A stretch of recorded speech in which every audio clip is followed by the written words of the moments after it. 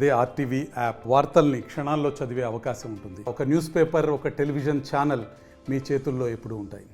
జగన్ సభలు పెడుతున్నాడు. 4 లక్షలు, 5 లక్షలు, 3 లక్షలు అంటున్నాడు. ఆ 3 లక్షలు, 5 లక్షలు, 4 లక్షలు ప్రజలు ఎక్కడి నుంచి వచ్చారు? ఇతర జిల్లాల నుంచి వచ్చారు. నిజంగానే ఈ దేశంలో ఇతర జిల్లాల నుంచి ఓ మీటింగ్ పోయేటువంటి సొంత ఖర్చుల మీద, సొంత బాధ్యత మీద, ప్రేమ మీద, అభిమానం మీద పోయేటువంటి పరిస్థితి ఉందా? లేదు. 500 కిలోమీటర్ల నుంచి వస్తున్నారు.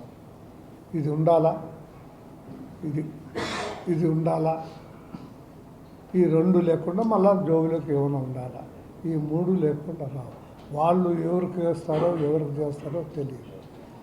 ఏదో ఇప్పుడు అనంతపురంలో మీటింగ్ పెట్టారు. అనంతపురం వాళ్ళు వచ్చినారంటే దానికి అర్థం ఉంది. వాళ్ళ అభిమానంతోనో ప్రేమతోనో వచ్చినట్టు, లేకపోతే చూద్దాం వీళ్ళు ఏం చేస్తున్నారో రాయి చూద్దామని చెప్పి వచ్చినట్టు. కానీ ఎక్కడి నుంచో ఏది గుంటూరు నుంచి వస్తే ఏమి లాభము? గవర్నమెంట్ చేతిలో ఉంది కాబట్టి బస్సులన్నీ ఫ్రీగా వచ్చినాయి, కాలేజీ బస్సులన్నీ ఫ్రీగా వచ్చినాయి, అంతా వచ్చింది. మందు, మన సరుకు, మనం తయారు చేసిన సరుకు ఎంతైనా పోయచ్చు మందు. కానీ ఆ మందు పోసుకున్నవాడు మళ్ళీ మాట్లాడతాడు. కైపు దిగిన తర్వాత వాడు ఏం మాట్లాడతాడో వాడి భాషలో వాడే చెప్పాలి తప్ప నేను చెప్పలేను. నా చేత కాదు ఆ భాష చెప్పేదానికి. కొన్ని సీట్ల విషయాల్లో బాధగా ఉంది. ఆ బాధను ఆయనకు బాధ ఉంది. అయినా ఏమీ చేయలేక తనకు అత్యంత ఆప్తులైనటువంటి వాళ్ళు అయినా కూడా కొంతమందికి సీట్లు డినై చేశారు, ఇవ్వలేదు. ధ్యేయము, గోలు రీచ్ కావాలనేటువంటి ఉద్దేశంతో ఆ రకంగా చేశారు తప్ప ఇండివిజువల్స్ పైన ఏదో ఉండి చేసేదారు. గెలుస్తాడా లేదా, that is the only one criteria. ఆ క్రైటీరియాని బట్టి చేశారు. ఆమె షర్మిలమ్మ ఒక ప్రయత్నం చేస్తూ ఉంది. ఆమె మొట్టమొదట మేల్కొని ఈ రాష్ట్రంలో ఆమె పార్టీ పెట్టి అక్కడ తెలంగాణలో తిరిగే బదులు ఇక్కడ తిరిగి ఉంటే దాని పరిస్థితి వేరుగా ఉంది. ఆమె లేట్ చేసింది. She miss the train. అంతవరకు చెప్పదు.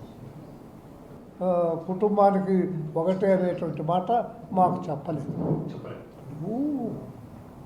కుటుంబం అంటే ఒక తండ్రికి ఒక తల్లికి పుట్టినటువంటి వాళ్ళు కుటుంబం ఉంటారు. అన్నదమ్ములు ఉన్నటువంటి వాళ్ళని కుటుంబం అనేటువంటి మాట రాదు. అది వేరే కుటుంబం, ఇది వేరే కుటుంబం. కాబట్టి మరి ఆయన ఏ రకంగా తీసుకుంటాడో, మా వాడిని గురించి ఏం రిపోర్ట్స్ పోయాయో, ఏం అభిప్రాయం ఉందో నాకైతే తెలియదు. నాకు తెలియదు. 14 సీట్లు ఉన్నాయి. 14లో తప్పిదారి 1, 2 పోతే పోవాలి తప్ప 12 సీట్లు, కనీసం 12 సీట్లు గ్యారెంటీగా వస్తాయి. స్కీమ్స్ బాగున్నాయి అనే మాట నేను కూడా కొంతవరకు ఒప్పుకుంటా. స్కీమ్స్ కానీ ఆ స్కీమ్స్ మా గవర్నమెంట్ వచ్చినా కూడా కంటిన్యూ అవుతాయి. అవి అర్ధాంతరంగా ఆగిపోవు. ఏవి కూడా ఏ స్కీమ్స్ ఇవాళ ఈ గవర్నమెంట్ ఇస్తుందో ఆ స్కీమ్స్కు తోడు అనుగుణంగా ఇంకా కొన్ని మేము కొత్త స్కీమ్స్ ఇస్తాం తప్ప ఈ ఉన్న స్కీమ్స్ తీసేసేటువంటి మాట లేనే లేదు. అది జరగదు. అదే జరిగితే మేము చంద్రబాబు నాయుడుతో ఎంత దూరమైనా పోయి ఫైట్ చేయడానికి సిద్ధము. చంద్రబాబు నాయుడు అంత తెలివి తక్కువవాడు కాదు ఈ ఉన్న స్కీమ్స్ తీసేసి తనవేమో కొత్తవి పెట్టుకోవడానికి. ఈ ఉన్న స్కీమ్స్ పెట్టి దీనికి తోడు అనుగుణంగా మరికొన్ని కొత్త స్కీమ్స్ పెడతాం.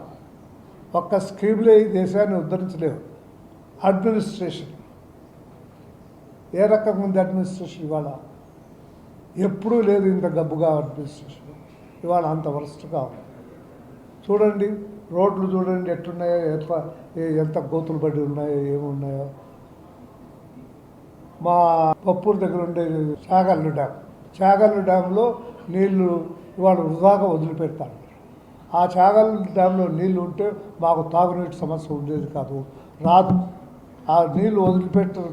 దాని వల్ల ఆ ఇసుక తోడేశారు. ఆ గోతులన్నీ బూడిపోవాలని చెప్పి డ్యాంలో నీళ్ళు వదులుతున్నారు. రేపు ఎండాకాలంలో ట్యాంకర్లు పెడితే కాదు, ఏం అవస్థపడాలో ఆ దేవుడికే తెలియాలి, ఆ జగన్కే తెలియాలి, మిగతా వాళ్ళకి తెలిసేటట్టు కదా. ప్రజలందరూ కన్నీళ్ళ పరిమితం అవుతున్నారు.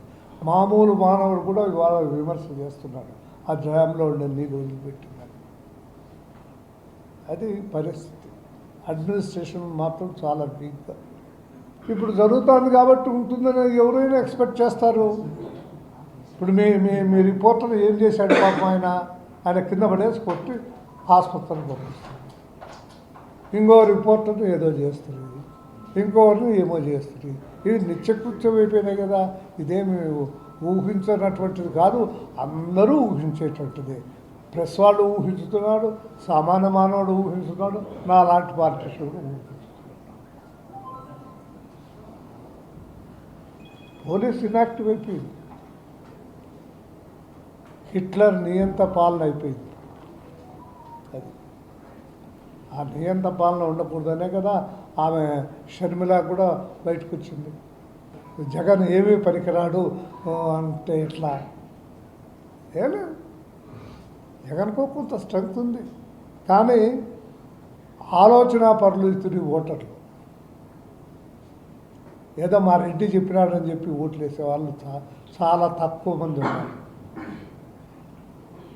సొంతంగా ఆలోచన చేయగలిగినటువంటి వాళ్ళు ఉన్నారు. నేను విచారిస్తున్నాను, బిలో పావర్టీ లైన్లో ఉన్నటువంటి వాళ్ళని విచారిస్తున్నాను. అబౌవ్ పావర్టీ ఎడ్యుకేటెడ్ పీపుల్ పెద్ద ఎవరు విచారించాల్సిన అవసరం, వాళ్ళని గురించి మీకు బాగా తెలుసు. బిలో పావర్టీ వాళ్ళు ఏమున్నారు, వాళ్ళు కూడా ఇంతకుముందు ఉన్నట్టు మూర్ఖంగా లేరు, ఆలోచన చేస్తున్నారు. ఇంతకుముందు ₹100 వచ్చే బాటిల్స్, బాటిల్ ఇవాళ ₹200 వస్తుంది. ఈ చేత్తో ఇస్తున్నారు, ఈ చేత్తో తీసుకుంటున్నారు అనేటువంటి మాట వినపడ. కొన్ని స్కీమ్స్ రెగ్యులర్గా అందేటువంటి మాట కూడా వాస్తవం. We must accept it. ఆ పద్ధతి ఖచ్చితంగా మా గవర్నమెంట్లో కూడా జరుగుతుంది. దాంతోపాటు ఇంకా కొత్తవి వస్తాయి. ఎందుకంటే మాకు రాష్ట్రం ముఖ్యం, డెవలప్మెంట్ ముఖ్యం. ఈయనకు అది కాదు ముఖ్యం, ఆదాయం ముఖ్యం, ఓట్లు ఎట్లా సంపాదించాలనేది ముఖ్యం. మాకు అది కాదు ముఖ్యం. డెవలప్మెంట్ కోసం ఎంత తీవ్రంగా అయినా కానీ, ఎట్లాగైనా కానీ, ఎంత కష్టమైనా భరించి ఆ డెవలప్మెంట్ చేస్తాం. సర్దుకుంటారు మా వాళ్ళు. నిజమే, కళ్యాణదుర్గంలో జరిగిన, పెనుగొండలో జరిగిన, అనంతపూర్లో జరిగిన, ఇంకో చోట జరిగిన ఇవన్నీ కూడా వాళ్ళ యొక్క ఫ్రస్ట్రేషన్, వాళ్ళు మేము ఇన్నేళ్ళు కష్టపడి పనిచేసినా మాకు గుర్తింపు రాలేదు అనే బాధ. గురు కింద నల్లగొట్టి దానికి తెలియదు పాపం. అది చంద్రబాబు నాయుడు చూశాడు, ఆ నలుపు ఉంది అనేటువంటి చూసి మార్చాడు. చంద్రబాబు నాయుడుకి వాళ్ళ టికెట్ రాని వాళ్ళలో ఆత్మీయులు చాలామంది ఉన్నారు. ప్రత్యేకంగా సొంతంగా నా మనిషి అనేటువంటి వాళ్ళు చాలామంది ఉన్నారు. అయినా ఇవ్వలేదంటే ఆయన ఆ గురి కింద ఉన్న నలుపును చూశాడు. నలుపు అనేది లేకుండా పోతేనే మనం గెలుస్తాము, లేకపోతే కష్టము అనేటువంటి ఉద్దేశంతో గెలిపే ధ్యేయంగా పనిచేస్తుంది. వాళ్ళకు బాధను కూడా మనం అర్థం చేసుకోవాలి. కళ్యాణదుర్గంలో జరిగిన బాధ కానీ, పెనుగొండలో జరిగిన బాధ కానీ, సింగనమల్లో జరిగిన బాధ కానీ మనం దాన్ని కూడా అర్థం చేసుకోవాలి. ఎన్నో ఏళ్ళ నుంచి నమ్ముకున్నారు, అతన్ని నమ్ముకున్నారు, పార్టీని నమ్ముకున్నారు, కష్టపడి పనిచేశారు. ఏం లాభం? కడవెడు పాలుల్లో ఒక చుక్క విషం ఇనఫ్ దాన్ని చెడిపోవడానికి. అదే చెప్తున్నా, గురు కింద ఉండే నలుపు ఉన్నట్టుగా అది. అందువల్ల నిర్దాక్ష్యంగా గెలిపే చేయమనేటువంటి సూత్రంతో ఆయన ఈ పని చేశాడు తప్ప వ్యక్తిగతంగా కక్ష పెంచుకొని ఎవరు ఇది చేయకూడదు, వీడు నా కులం కాదు, వీడు నా కులం వాడు అని చెప్పి, నా మతం వాడు అని చెప్పి చేసినటువంటిది. ఇంత నిష్పక్షపాతంగా చేస్తాడని మేము ఎవరూ ఊహించాం. చేస్తారని నమ్ముతున్నా, నేనైతే నమ్ముతున్నా. నేను కూడా అవసరమైతే పోయి వాళ్ళతో మాట్లాడతా వాళ్ళందరూ నాకు స్నేహితులే. తప్పకుండా పార్టీ కోసం ఇప్పుడు ఈ ఈ ఈ గవర్నమెంట్ వల్ల ఎంత బాధపడుతున్నాం అనేది ఇప్పుడు డిస్సాటిస్ఫై అయిన వాళ్ళు కూడా బాధపడ్డారు. ఈ బాధ తప్పుకోవాలి మొట్టమొదట. ఇది పెద్ద ప్రమాదకరమైనటువంటి బాధ. ఇది తప్పిపోతే అన్నీ సరిపోతాయి. ఏ దానికి ప్రాధాన్యత ఇవ్వాలనేటువంటిది ఆలోచన చేయాలి. ఈ పరిపాలన వద్దు అని నిర్ణయించుకొని పనిచేస్తున్నాం కాబట్టి బాధ మర్చిపోతాము కూడా. పిలిపించి మాట్లాడతారు, దూతలను పంపిస్తారు, అన్నీ చేస్తారు. దాంట్లో అనుమానం ఎందుకు? పిలిపించి కూడా మాట్లాడతారు. అవసరమైతే స్వయంగా ఫోన్లో అయినా కానీ సాటిస్ఫై చేస్తారు, వాళ్ళను సంతృప్తి పరుస్తారు, ఏమైనా చేస్తారు. అది జరుగుతుంది కూడా. ఇప్పటికే కొంతమందిని పిలిపించుకొని మాట్లాడినారు, కొంత సాటిస్ఫై చేశారు. ఎట్లయినా నాయకుడు చెప్తే సాటిస్ఫై అవుతాం, కాకుండా పోయేటట్టు మాట.